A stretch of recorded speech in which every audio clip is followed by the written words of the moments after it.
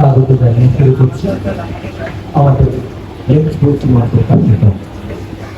আমার বিশ্ব বইমেলা 2025-তে লেখক বইটি কার্যক্রমে আপনাদের সবাইকে আমন্ত্রণ জানাচ্ছি।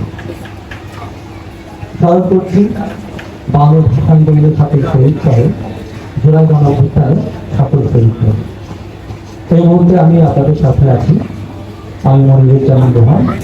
আমার সাথে আছে লেখক বইটি আছে আমাদের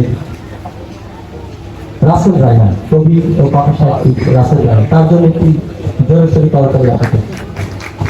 কেমন আছেন? আছেন ভাই? কেমন ভালো আছেন? আলহামদুলিল্লাহ ভালো আছি। বর্তমানে আপনাদের এই বইমেলার অনুভূতি আপনার অনুভূতি কি? আজকেই আমার প্রথম আসা বইমেলায়। এবার বইমেলা আমি ভোরে খুব দেখতে পারিনি। প্রতিবারই যেটা হয় বইমেলা তো আমাদের প্রাণের মেলা।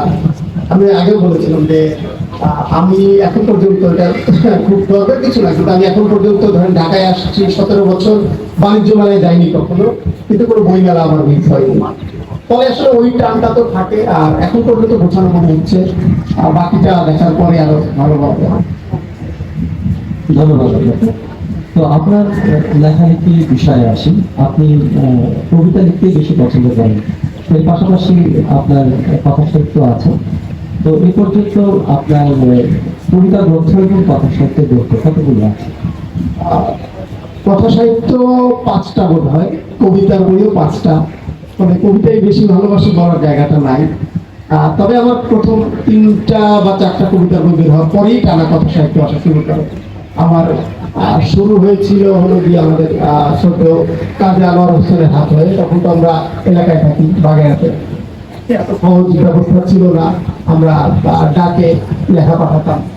তো তখন উনি রহস্য পত্রিকা সম্পাদনা করতেন। তখন আমরা ডাকে পাঠালাম এবং ওর একটা নিয়ম ছিল যে একটা ফেরত খাম দিতে হবে। ওই খামে উনি জবাব দেন লেখাটা মনোনীত হলো কি হলো না।